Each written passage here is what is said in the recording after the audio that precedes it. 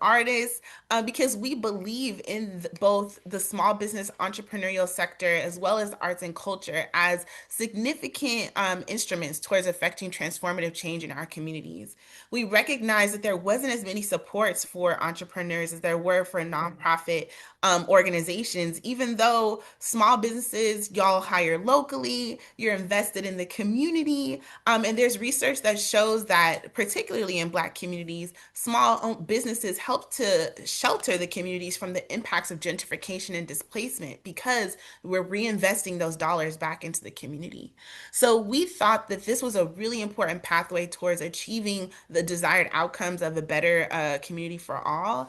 And we decided to apply ourselves to get grant funding to support this wild idea where we would provide grants, technical assistance, and networking opportunities for women of color owned businesses so that they can thrive and continue to deepen the impact that they have in our communities.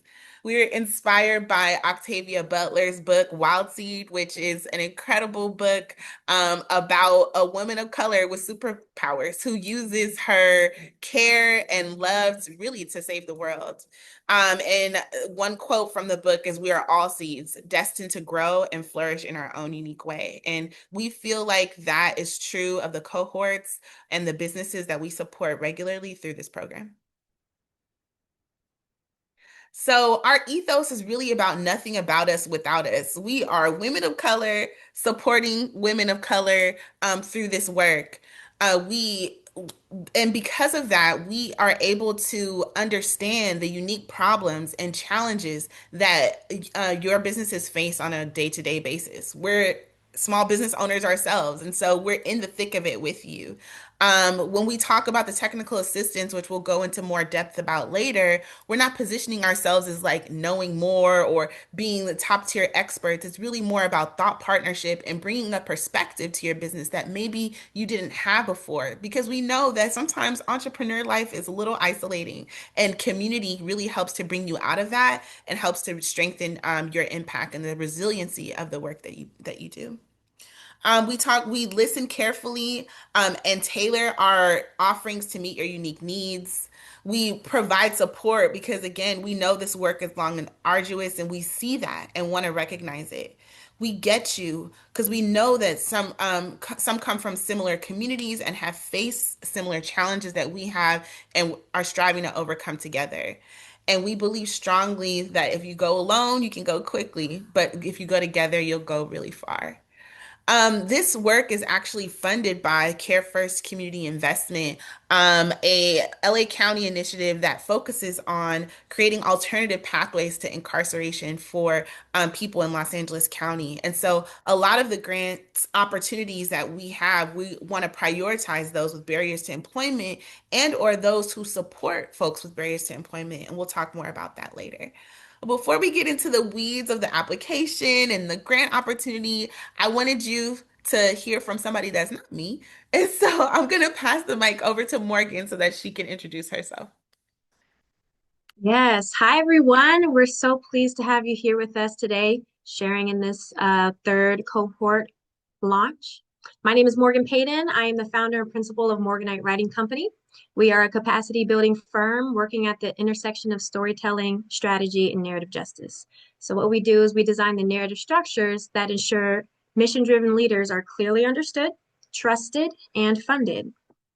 As a co-founder of The Wild Seed, I convened and facilitated our original strategy calls, wrote the award-winning application that launched the collective, and I now serve as the storytelling and communications arm of our work together. So thank you so much for being here. And I look forward to hosting you all for the application strategy workshop we have planned after this session. Thank you so much, Morgan. Debbie can't be with us, but today, but Debbie is another co-founder, works with me at Fractal Strategies. We are sort of the strategy and operations arm of the Wild Seed. We provide the administrative support for all of the participants, both on the back end as well as for the grantees. And we also provide strategic visioning, operational technical assistance for businesses. If you're trying to create a business plan, a strategic plan, operational excellence guide, that's where we can come in and provide support. I want to kick it over to Brittany. Hi, everyone, and thank you for showing up for yourselves. I am Brittany Daycoff, the founder of Blacklight Imaging, the creative director of Blacklight Imaging, and the visual branding online presence arm for the Wild Seed Collective. And for cohort 3, my technical assistance that I'll be delivering is through our social media presence audit. It's a clear, practical review of your social platforms that identify what's working, what's consistent, and what to fix first so your brand shows up stronger and more consistent. So I can't wait to share more about that. Thank you again for showing up. Thanks, Brittany. And we'll probably circle back to the TA a little bit in a little bit. Your volume was a little bit low. So hopefully if you caught that, she does incredible work. All the visuals that you see, this deck right here, our social media, the newsletter, the application, everything, that's through the hard work of Brittany and her amazing team at Blacklight. They really helped us to realize the importance of how polished you need to look in order to be able to establish legitimacy both in the field and amongst peers. And she has an incredible wealth of knowledge that she'll be able to share with those who participate and receive her technical assistance services. So that's a little bit about us. Now we want to transition to talk about the grant program. So again, we were awarded a grant to over the next 3 years to be able to provide both capital and services to women of color owned businesses. This initiative started in 2024. We are now entering our third cohort, but our first one, we were able to give out $83,000 to seven grantees. Over the next cohort, we had a total network of 12 grantees with grants totaling up to 161,000. And then in this round, we'll be giving an additional 91,000 to about seven grantees as well. And so the grants really range in size. They're micro grants, but to really support micro entrepreneurs. So you might be a solopreneur, you are the only person in your business right now. Or you might have a team of 5 or 10 like subcontractors that help you do your work. This grant opportunity is really for those who are working to scale, not necessarily super established just yet. We're not, at the corporate level or franchise, those are not the types of businesses that we're supporting. We're supporting those who are starting, but have already demonstrated impact. And so for our smallest grants, those are really for the very early stage businesses that are building a foundation and establishing stability. We're looking at businesses that have a revenue range of somewhere between 5,000 to 25,000. So, you generated some revenue, and this is not net. So we're not talking about minus your expenses, but you're able at least to get some sales of your service or product off the ground. That would make you eligible for a $3,000 capacity grant, in addition to technical assistance to help grow your business. And the grants could be used for establishing systems, maybe paying for some additional branding to help promote your business, or doing some work to grow your initial customer base. The Catalyst grant is $10,000, and this is for businesses, growing businesses that are ready to scale their operations. So we're looking at businesses with a revenue range of around 25,000 to 75,000. And so these grants can be used to expand, subcontracts or staffing, to again deepen your systems, maybe your operational systems, or to grow your infrastructure. And then for the businesses that have a revenue range of over 75,000, we're really looking to provide them grants up to $20,000 for advanced strategic scaling, for capital projects, for other efforts that help to support long-term wealth building. So the grant size is reflective of where you are at your business level. And so we're not funding new businesses that haven't gotten off the ground yet. We don't have the technical assistance infrastructure to support a very new business, but we are supporting businesses that have started and are on their way towards growing and scaling. And so I think this is actually a clear differentiating piece from the previous grant cycles. Previously, folks were able to apply to multiple categories, but we realized as we went through the grant review process that we were really allocating grants based on where your business was at and if you had the infrastructure and capacity to manage that grant size. And so now, hopefully, the revenue ranges can make it really clear which category you can apply for, and you can only apply for one category in the application. So, a brief snapshot of the types of businesses we funded. This is our first cohort. We had Sabrina Williams, who created Seed Sustainable Entrepreneurial Ecosystem Development, which was a company that created a tool to be able to detect soil quality to support communities of color to be able to grow healthy food in soil that wasn't contaminated.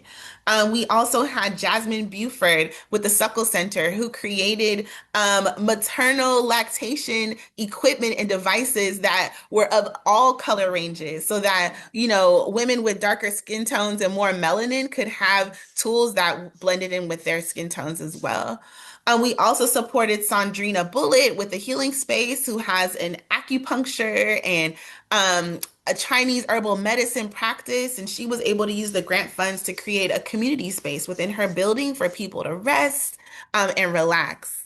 Or Olympia Osset, who has a grocery store in South LA, or Kristen Gordon, who provides retreats for social impact organizations and nonprofits. So it's really a huge gamut of types of businesses, from food with Bean Bar and Sabrina, who creates amazing coffee flavors, to hair and beauty with Kiara Butler, Co Odyssey, who has a beauty salon, to environmental work like we talked about with Seed, or to business consulting.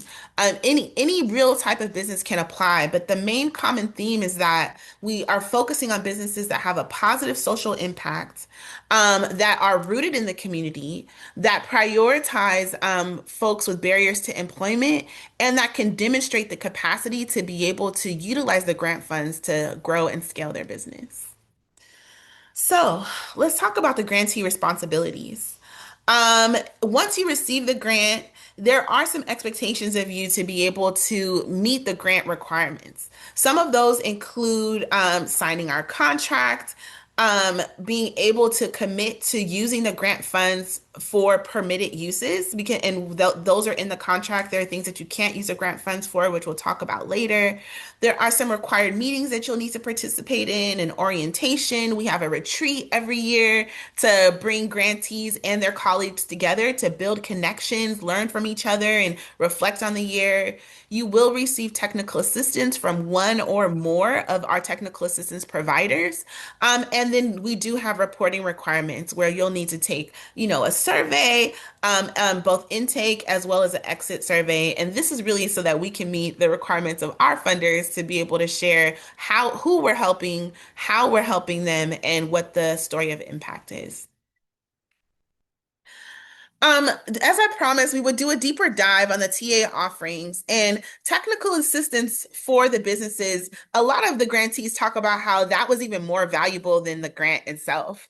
Being able to have somebody, again, who's right there with you, a small business in the same space as you, but maybe from a different sector or with a different set of expertise, to be a thought partner, to be able to reflect back to you, your business, where you're at, and the growth opportunities, to be able to provide some additional support. I think oftentimes when we think about technical assistance, it looks like somebody telling you to do more work. Oh, here's an assignment. Here's what you need to do to be able to strengthen your business. But what we found when we talked to businesses was a lot of businesses know, y'all know what you need to do. it's about the capacity to be able to do it. When you are the owner, the manager, you're at the front desk and you're doing the back end work. And so our technical assistance really looks like adding capacity. We're not telling you what to do. We're actually giving you a project. We're giving you a product so that you don't have to do that yourself. And we create it, co-create it with you, but ultimately we're taking work off of your plate by being able to offer you something that maybe you wouldn't have had the capacity to do on your own. And these projects are around 30 hours of technical assistance. We usually have a kickoff meeting at the beginning of the grant process, and all of the technical assistance projects are completed within a 6 month time frame from the time that you've received the grant funds. Morgan or Brittany, is there anything that you want to share on the technical assistance or the grant or anything that I might have missed?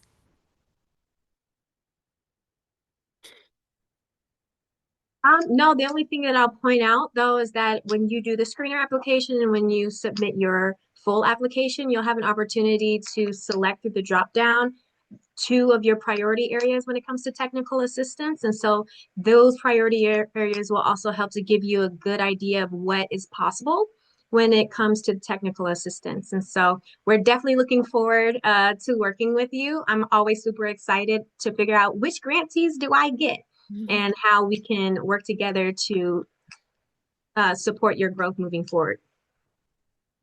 Great. Is my audio working better now? You still sound far away. Oh, okay.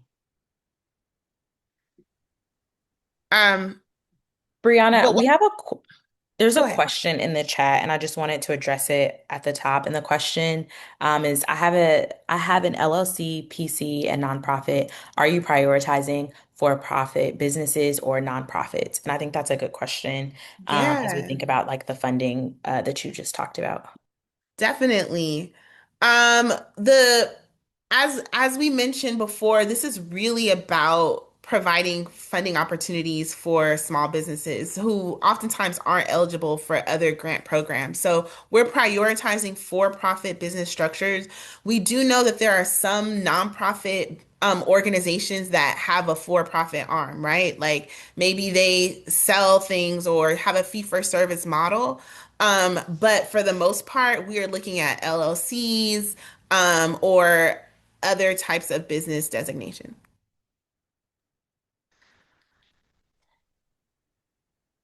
Okay. Brittany, did you want to share more about your? Only if my mic is working. Is it still Okay. far away? Yeah. Okay, no worries. My Okay. bullet points are there. All right. Yeah, the bullet points are here just to give you some more detail on what our technical assistance looks like. And so, yeah, let's talk more about the other offerings. So, in addition to the technical assistance, as I mentioned, there are required workshops to attend as well. We have virtual trainings and events. We also have an in-person grantee retreat. We have a newsletter that comes out quarterly where we highlight businesses within our network. So even after you're a grantee, you'll be able to get promoted to other grantees and other folks who subscribe to the newsletter to highlight some of your accomplishments in the work that you do, as well as share out other grant opportunities. Morgan and Brittany work tirelessly to be able to put that together. And so, really want to give them kudos for making that such an incredible resource. And then there's also a networking hub, right? Where folks can input their contact information, and we have a directory that folks can be able to utilize to connect with other businesses in the network. Okay, so the grant application.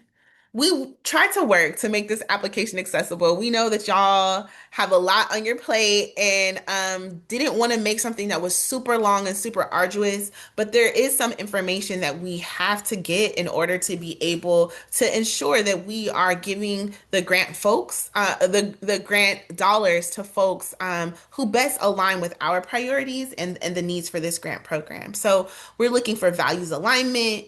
But we also wanted to make sure that there was a transparent application structure, and again, that the application focuses on readiness, impact, and sustainability.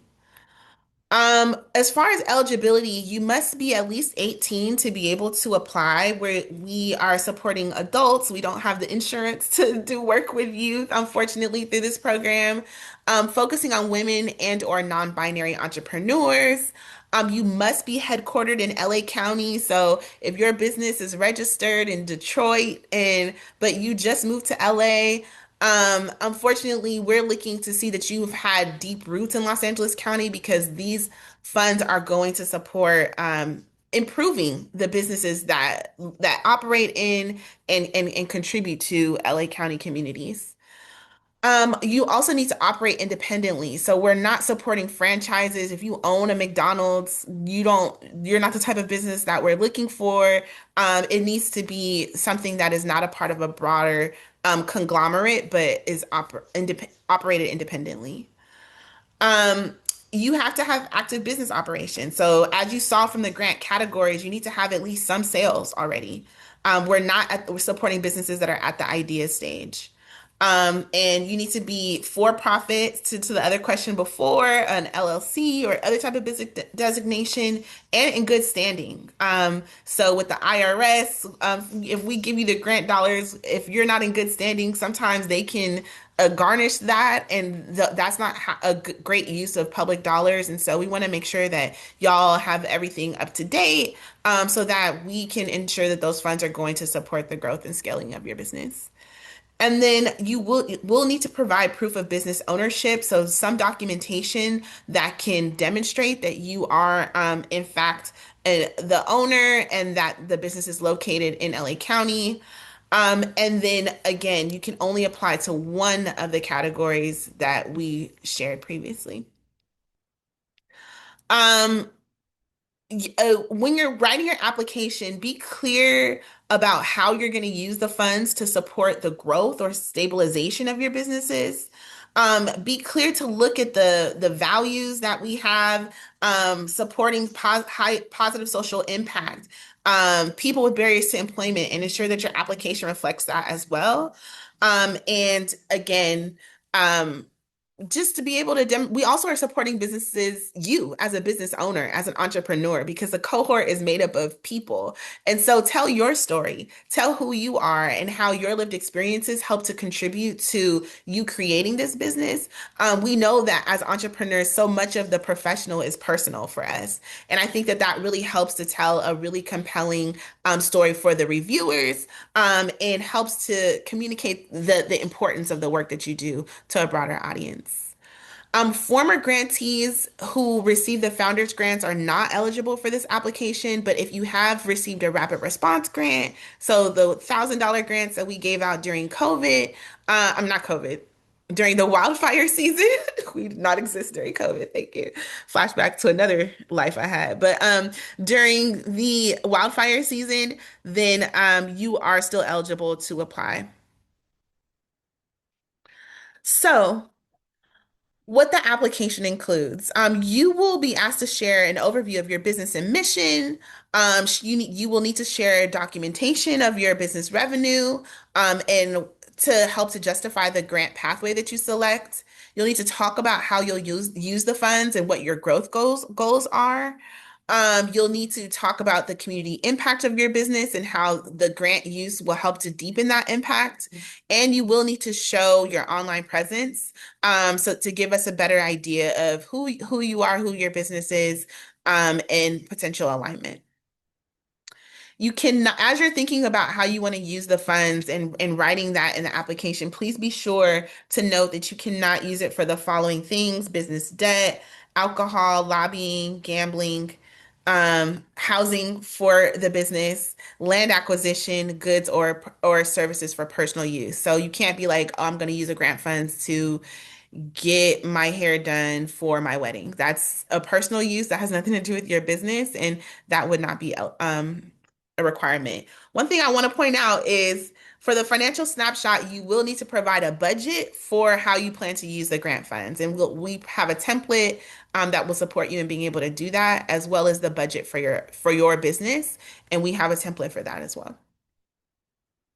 The application deadline, you have about 3 a little bit over 3 weeks. We have 3 weeks to be able to submit the application. It's due um March 17th at 11:59. This is automatic, okay? It literally will close at 12 a.m. on 3/18. Will not be receiving emails like, oh, the system glitched, it didn't work at 12:05. So please, please, please get your applications in on early, early.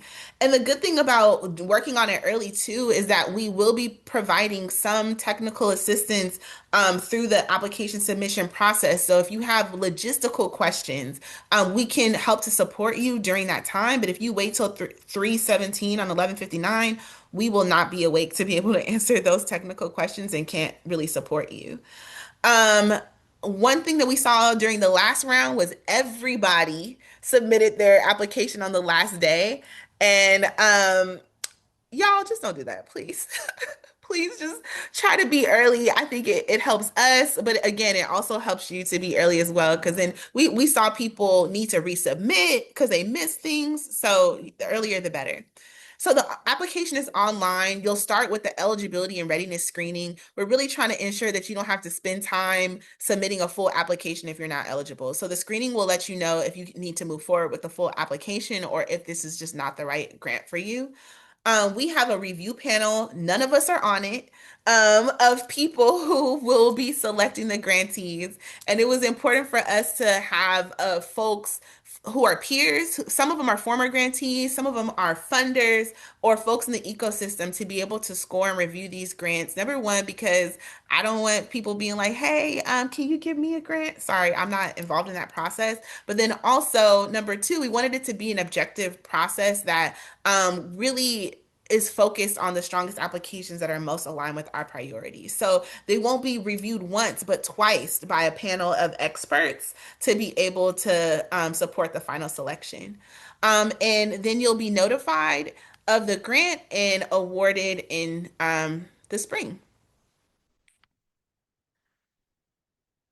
The award timeline looks like notifications will be made by no later than May. I know we had April on the website, but you want to give us some more time. It might take us a little longer to review. So by no later than May, with funds distributed in June.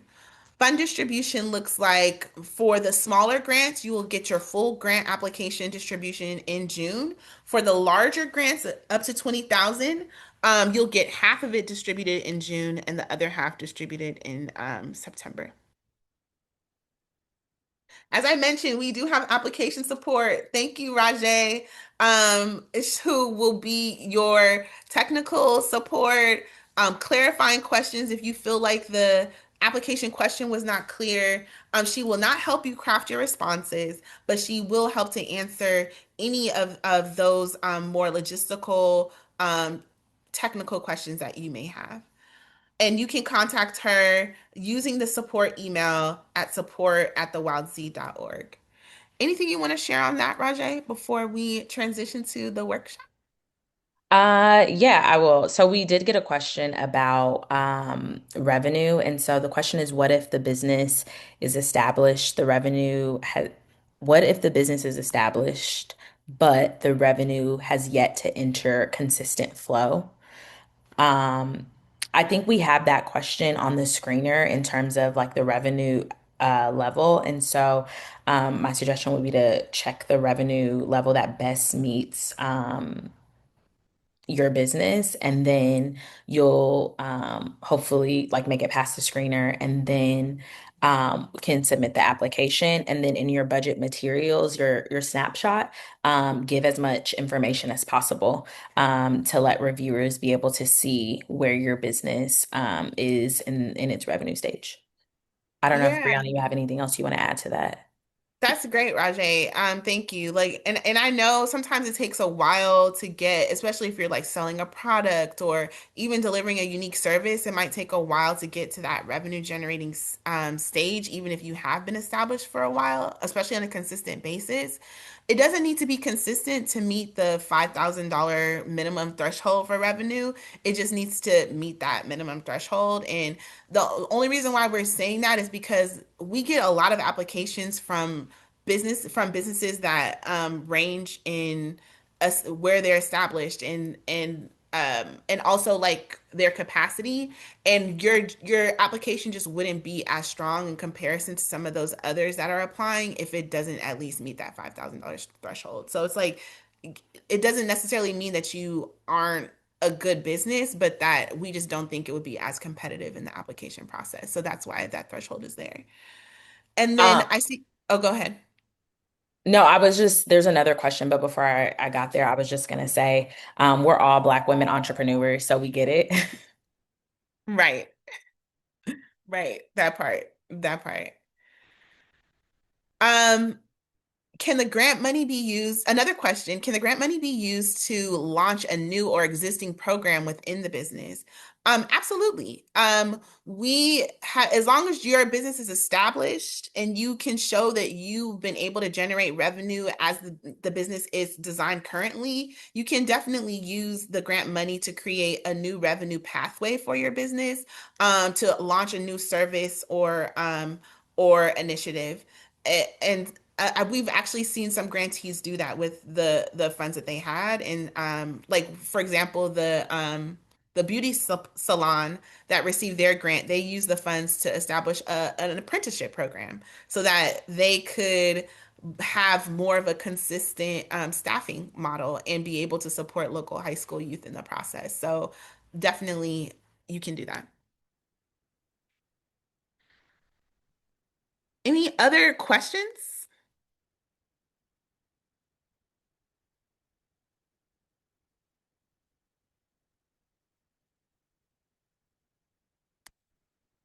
Oh, I see a hand raised by Shauna Charles.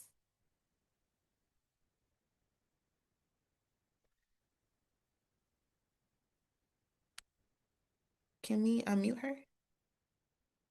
Shauna, let me see if I can there. Let me see Oh, if here I we can go. get you off mute. There you go. Can you?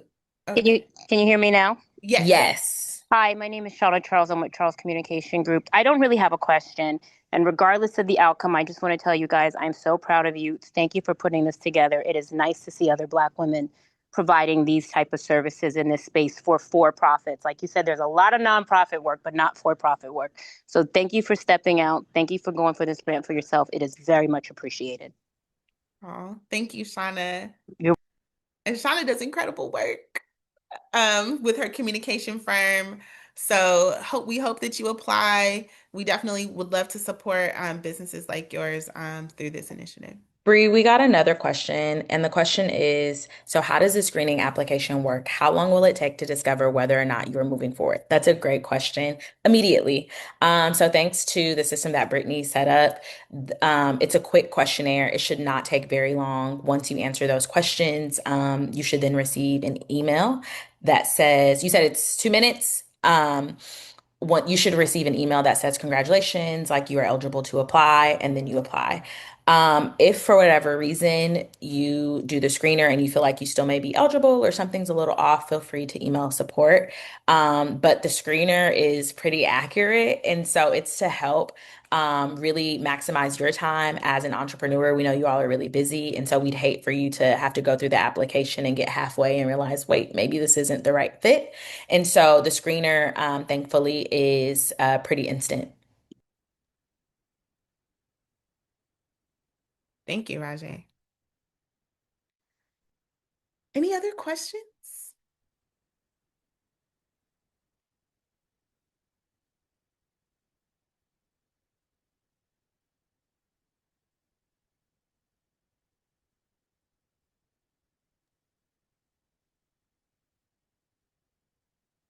All right. Well, if there are any additional questions that surface, again, you can use the support at thewildseed.org email to be able to ask those questions. Rajay will be the person to provide additional support for those questions. We cannot wait to be able to meet y'all. It really is a family and a community. When I tell you those retreats, when we come together in person to be able to connect with each other and share with each other, it's like literal magic. The connections that happen, people have been able to grow their businesses just from meeting in those spaces together. So it's a powerful space, it's a powerful community, and we can't wait for you to be a part of it. Thank you. And with that, I'm going to kick it over to Morgan, who's going to lead us in a grant writing workshop. Yes, so I'm very excited to be leading this workshop. Let me share my screen.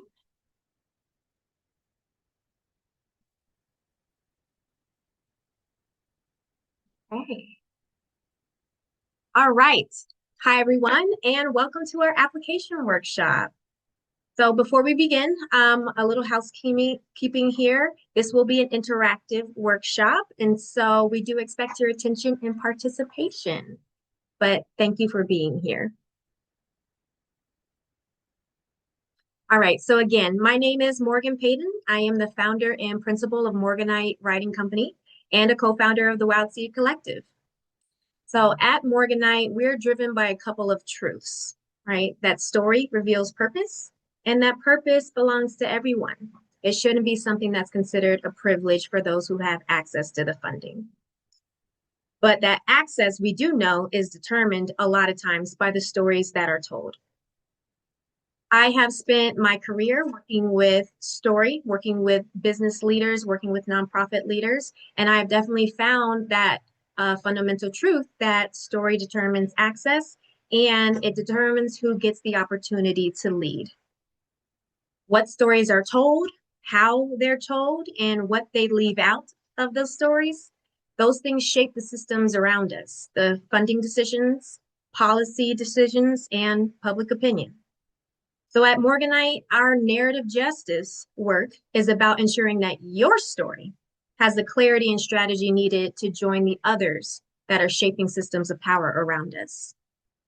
Our theory of change, when it comes to our capacity building work with clients, is that clarity creates credibility, credibility attracts capital, and capital is what sustains that purpose that belongs to all of us.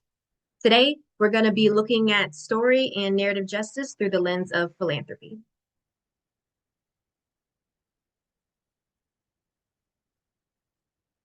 All right. So the first thing to know about philanthropy and fundraising is that it's a relationship-based process. You can look at it like dating, you know. Funders, they often have a checklist. If I'm dating, I have a checklist. But ultimately, what they want is to feel connected to you. It's a very human-centered process when you're going into fundraising relationships and building on that. They want to feel connected to you. They want to feel connected to your work. They want to see if you're a good match, if you are going to be somebody that can work with them and support their mission of the change they're trying to make in the world. And because funding is typically limited and they only have a few opportunities, like we only have a few opportunities to give, they're also looking to see not just if you're a good match, but if you're the best match. And that's where strategy and strategic storytelling comes in. Every funder that you engage, whether it's the Wild Seed or whether it's somebody else, you need to treat them as uniquely as anybody that you might be dating. They're very different. All the funders are different, and you want to treat them like they are. You don't want to show up to the date as a narcissist, just talking about yourself and not paying attention to what the other party needs. And you don't want to show up to the date as a pick me and just trying to reshape yourself into what you think will be attractive to the other party, right? You want to take the time to listen and to show up authentically in a way that matters for both you and the other person. Today, we're going to talk about how to do that.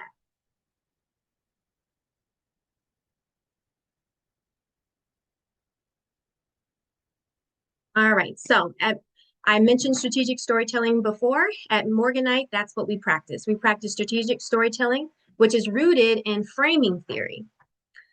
Positioning is what that looks like in action. So it's the set of choices that we make about what to emphasize, what to simplify, and how to frame your work when we're working with you. It's the type of thing that answers the question, how should this work be understood here, specifically here, in this environment, with this funder, with this opportunity? And you need to do that strategy work for every opportunity that you engage. Today, we're covering 3 pillars of positioning. The first one is going to be clarity, which is making the core purpose of your request immediately understandable. And now this doesn't mean that you're including every detail about everything that you do. Even though it's wonderful, the goal when it comes to clarity is about making sure your work is easily understandable to your audience. The second pillar is alignment, and alignment is the visible connection between your work and the funder's priorities. So this is about mutual recognition and being able to show that there's a shared purpose connecting you and the funder reading the application. The last pillar of positioning is readiness, which is the signal that your organization has the focus, the judgment, and the capacity to carry this work forward. It's what you put in your application that shows that you can take your work from vision to execution, that you have the evidence, the structure, and the proven outcomes to be trusted with the funding to move things forward.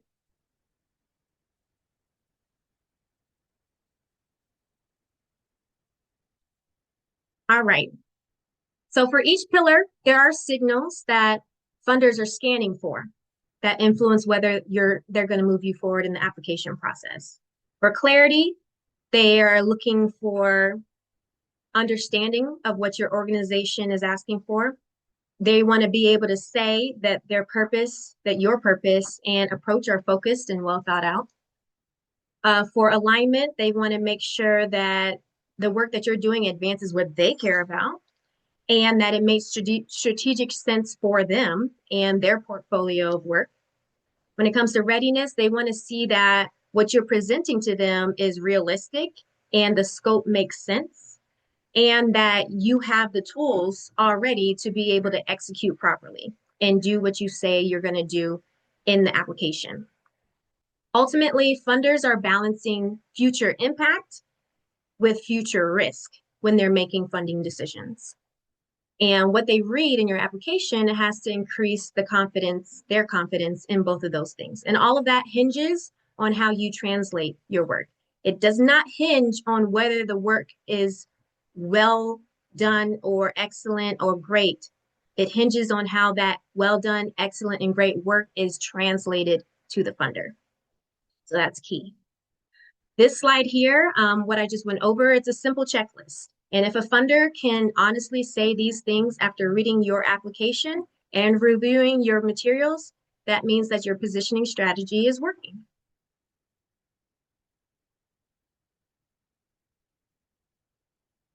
All right, so that is the prep for our activity. And now we're going to move into our interactive activity. So I've created a made-up funder. You'll see a profile for this funder, and then we're going to go through a scenario for each of the pillars. Your task will be to select the multiple choice response that you think best positions the applicant. Okay.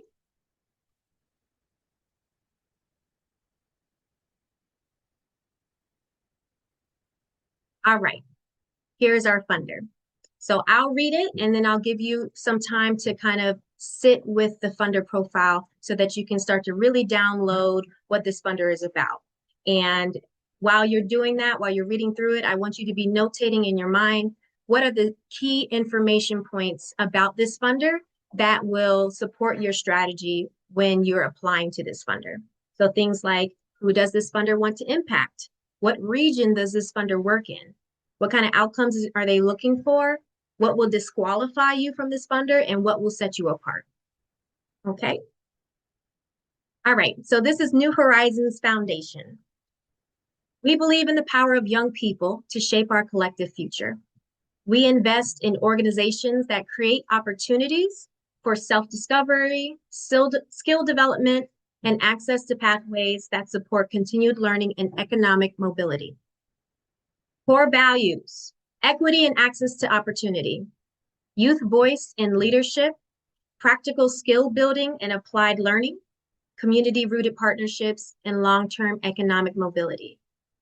Focus areas: entrepreneurship, college prep, post-secondary support, business mentorship. Priorities: multi-year funding, demonstrated partnerships, equitable compensation, program funding, in Southern California. So again, I'm going to give you a couple seconds, maybe a full minute with this funder profile, because one of the important things that you need to consider when you're looking at funding opportunities is that nothing that a funder puts out into public is on accident or arbitrary. Everything that they say is part of something you need to consider for your own strategy because it matters to them. It's important to them. They're not to be overlooked. And so if you really want to be strong in your strategy, you would study the funder or the audience in general that you're trying to resonate with, who you're trying to connect with. And so I'll give you a couple more seconds just to look at this funder profile and be thinking about those questions that are at the bottom of the screen so that when we go into our scenarios, you might have a better understanding of which response isn't just correct, but the best positioned response.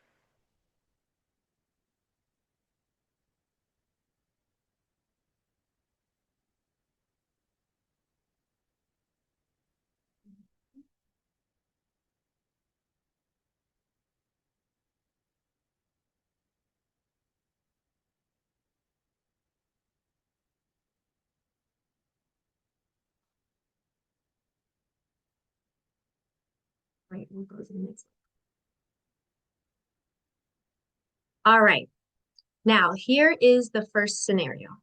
And if you've ever written applications before, you know that this question is a very common question. How does your work support our target population? So again, I hope that you are paying attention to the funder profile to be able to know what that target population is. And now technically, all of these responses are correct. They could work. They're not something that will get them disqualified. But your job right now is to identify which of these approaches gives the best positioning for this funder. And I'm going to give you 2 minutes. And at the end of 2 minutes, the poll is going to come up on the screen for you to submit what answer you chose, whether it's option 1, option 2, or option 3.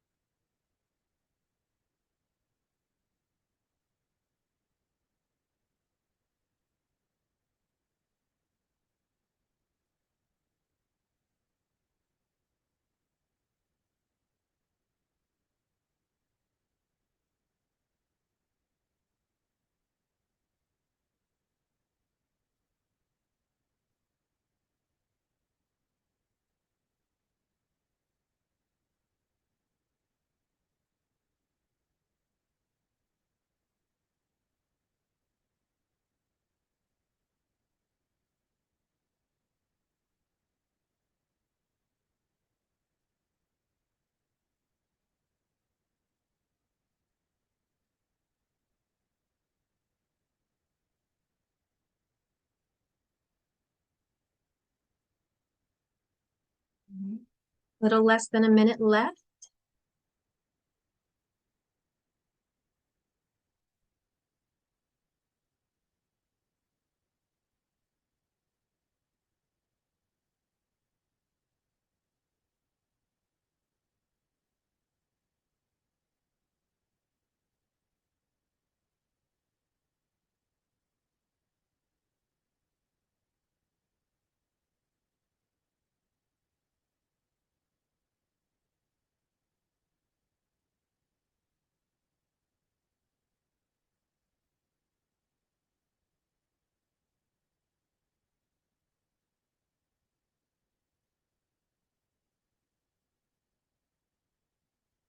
All right, so now we're going to have the poll come up. Everybody see that? Folks are responding.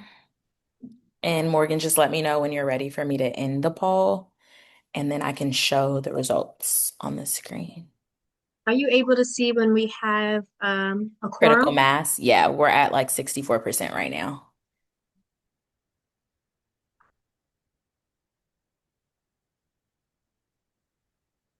I think folks may be, I'm not receiving any more responses, so just let me know if you want me to end it. If it feels right, we can go ahead and end it. Okay. 5, 4, 3, 2, 1. Okay. All right. So what are those answers looking like? Oh, there it is. So a couple for option one, not as many for option two, and a lot for option three. Thank you. Thank you. Overall, good job. So the best option here is going to be option three. So for those of you that selected option one, it was almost a trick question because while option one basically regurgitated everything that the funder said that they believed in, it didn't have any detail. It was very vague. It just is coming off as if they read the funder profile and they just repeated what the funder said.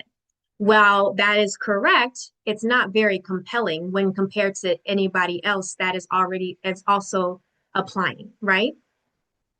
Um, in terms of option two, I was actually surprised there were less for option two because option two was very strong too. The only issue with option two is that it expanded into spaces that the funder has not mentioned that they care about. And I will say that that tends to be an instinct in some clients because you know how important the work that you're doing in its totality. You know holistically that not just this one aspect or project, but all the projects that you do are really incredible. And so there's always a temptation that you might want to include that in your application to a funder. However, the funder is, again, you're thinking about their point of view and what they care about and the mission that they're trying to enact in the world. They're going to really care more about their specific focus. And if you give them more than that, it's just going to dilute the impact and dilute your position compared to somebody else that is going to narrow their focus to the thing that the funder is most passionate about, if that makes sense. Option three is the correct answer because it hits all of the things that the funder is looking for. It names the population, it names the geography very clearly. It identifies the program and shares it. It signals the duration by talking about it being a 3-year program. It makes the funding that they're requesting, it makes it very clear what it's going to be used for and how it's going to move through the program. All right. Good job. Here's our next scenario in the alignment category. Again, it's another common question. What outcomes do you expect to have by the end of the grant cycle? So again, all of these responses would be acceptable responses. But our question now, our challenge is to figure out which one would position you the best.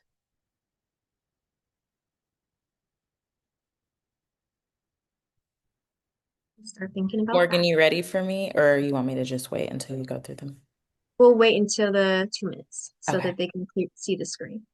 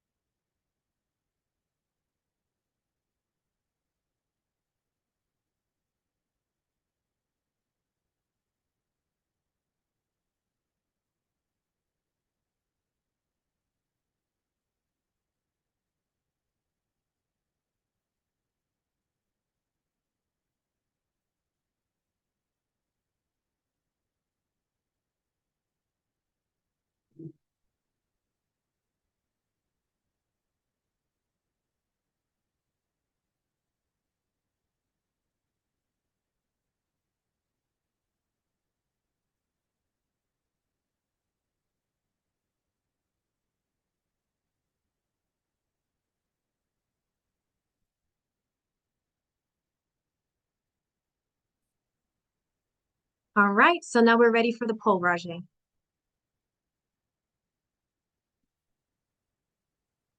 The question is, which option best demonstrates alignment with the funder's priorities?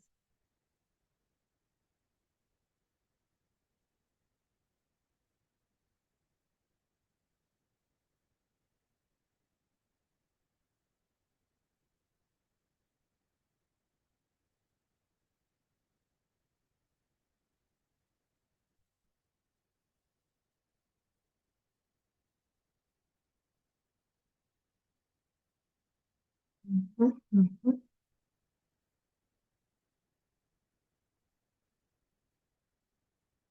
Okay, and you can let me know when Okay, yeah, we're when- at like 71%. So I'm just going to end it and I'm going to share the results.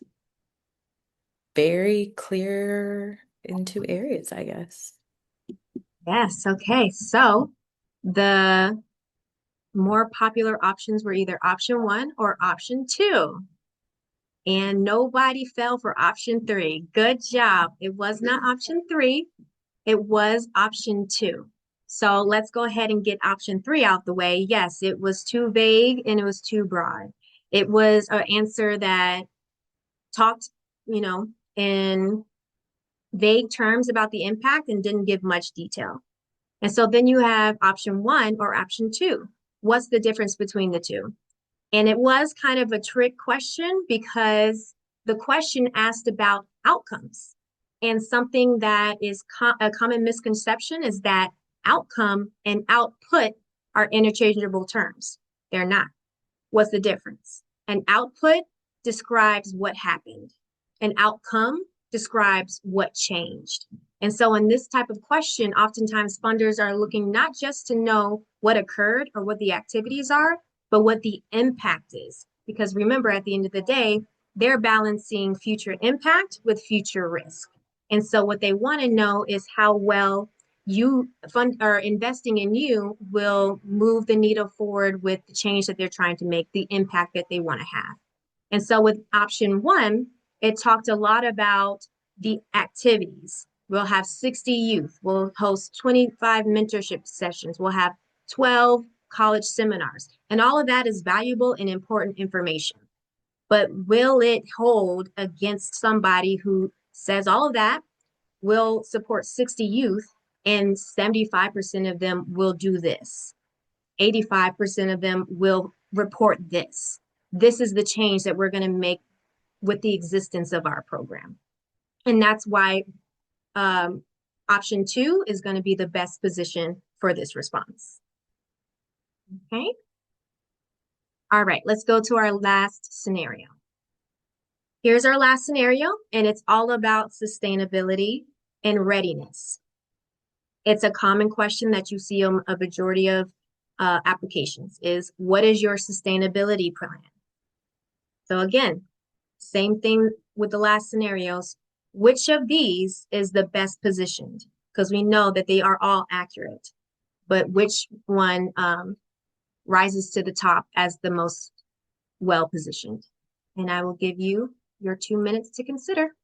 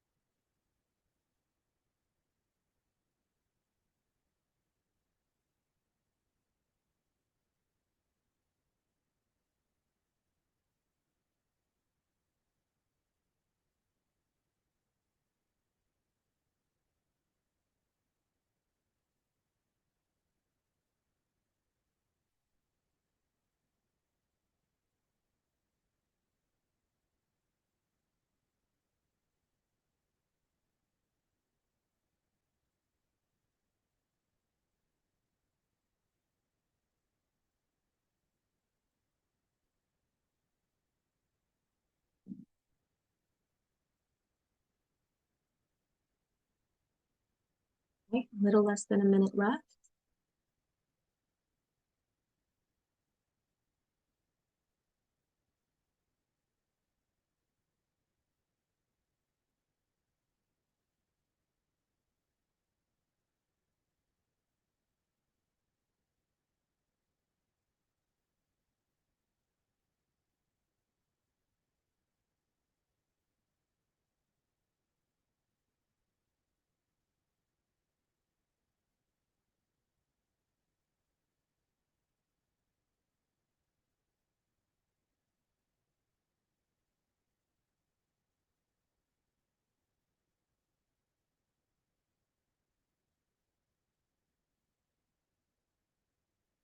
Okay.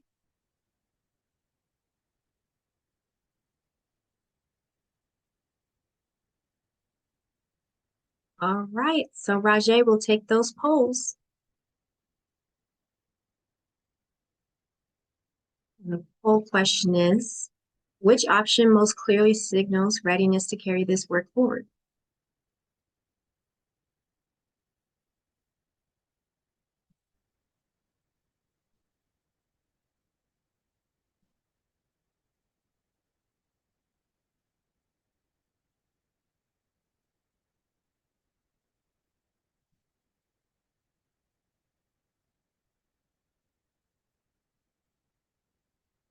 Ten more seconds for anybody who's still pondering.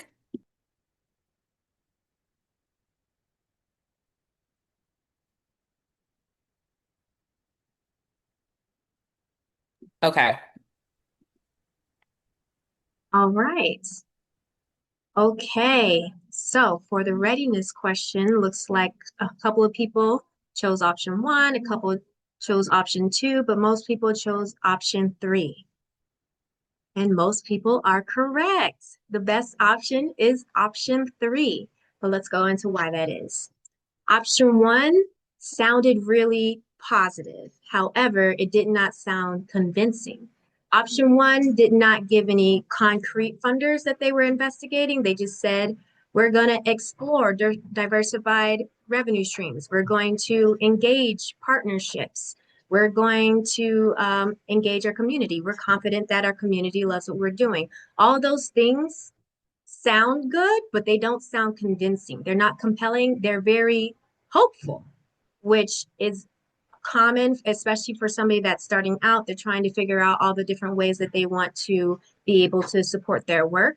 But for a funder who is trying to balance impact and risk, hopeful is not compelling for them, right?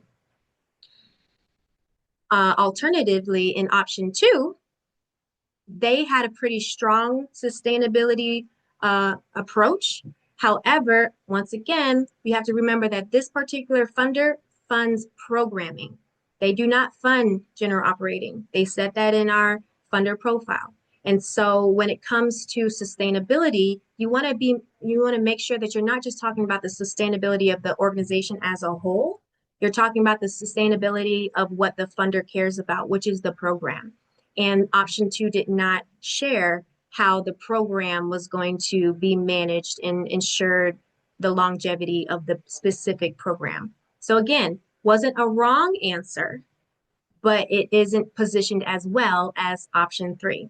Now, option three, does it show focus? Yes, it does. It talks about diversified revenue streams. Does it show judgment? Yes, they're already considering what would happen if one of the revenue streams shifts. Does it show capacity? Yes. Does it show a thought out scope and a well considered path forward? All of those answers are yes. This answer showcases to a funder that there is a strategy in place and that is thought through. And most importantly, that the path forward isn't dependent on this one funder. I will say in my years working with funders that that is something that they like to avoid as much as possible, that they're the only thing holding up a program. And that if they left, then the program disappears. And so this question and this response is really powerful as far as supporting a funder's level of trust in their choice in who will they'll invest in and who will become a grantee. Okay, so give yourselves a round of applause. Before we go to our main takeaways of this workshop, we're just going to pause right here and do some feedback polls, which will come up on the screen. Okay.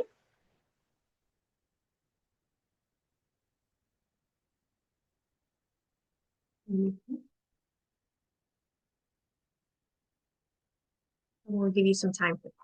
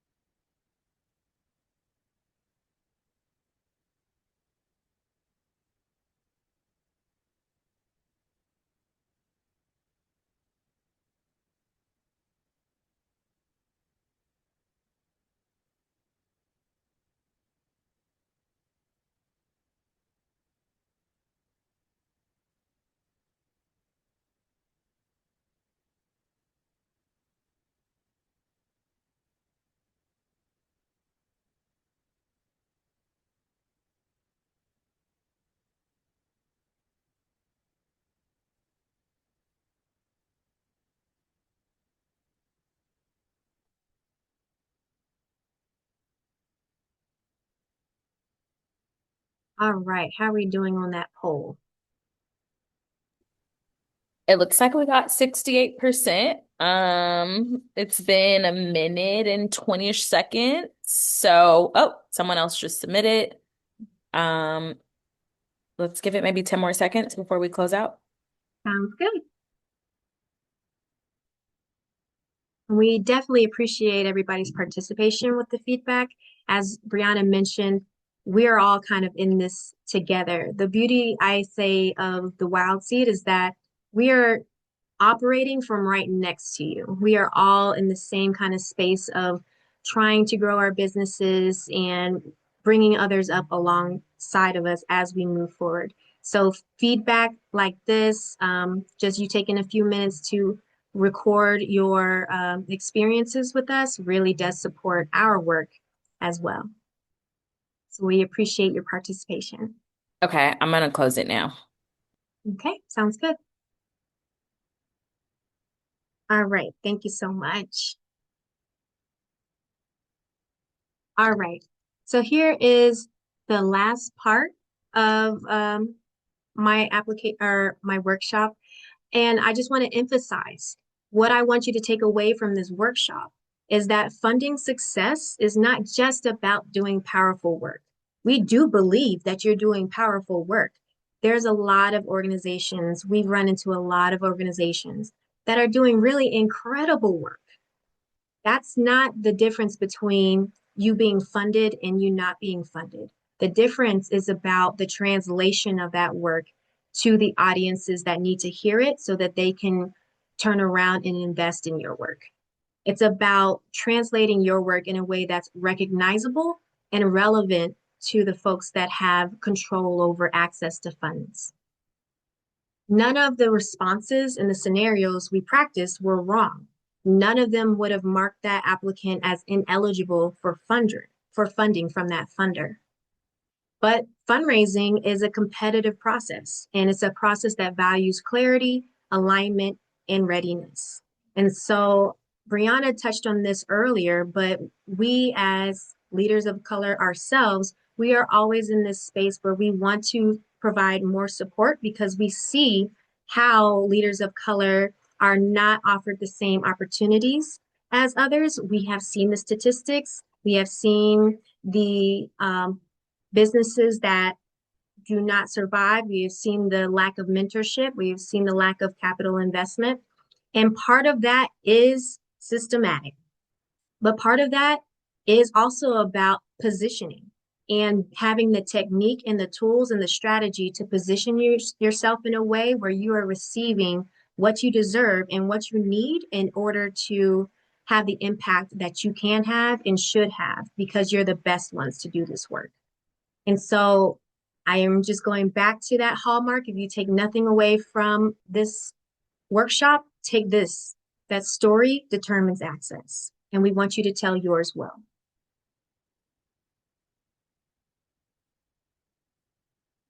So on that note, as you move forward in your writing process for the Wild Seed or for any other application, Morganite has created some tools to support your journey. We have for you a grant proposal worksheet, which will help you think through your pre-writing strategy. We have a guide for building a proposal boilerplate, which gives you structure for most proposal applications. And we have our funding readiness and growth roadmap, which will give you insight to funding strategies across grants, traditional venture capitalists, and social impact investing. Okay. So if you scan that QR code, you'll have access to those documents and you can go ahead and utilize them as you see fit. And that's our workshop. We wish you the best of luck as you develop your story and share your impact with us through the application and with the world through the continuation of your work. Feel free to stay engaged with Morganite and the Wild Seed through our socials, which are listed, and through our newsletters that come out periodically. And happy writing. Thank you so much, Morgan. Um, You have kudos in the Q&A, which is really like a comment for you. This has been so helpful and really informational, valuable beyond what I expected in terms of what we need to do to get funded. Thank you all. And that's from Natalie.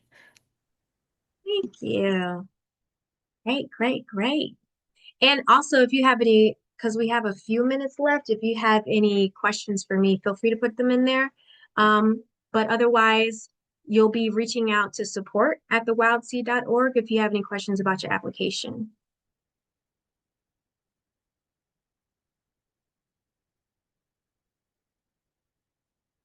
Portia says, thank you. This helped demystify the grant process, especially as a small business.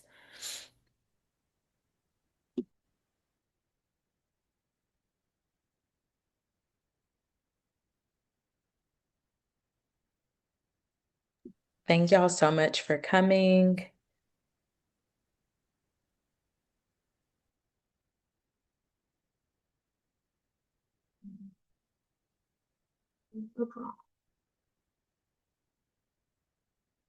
All right. All right, Thank you. y'all. No Have a problem. wonderful day. I'm about to end it. Mhm.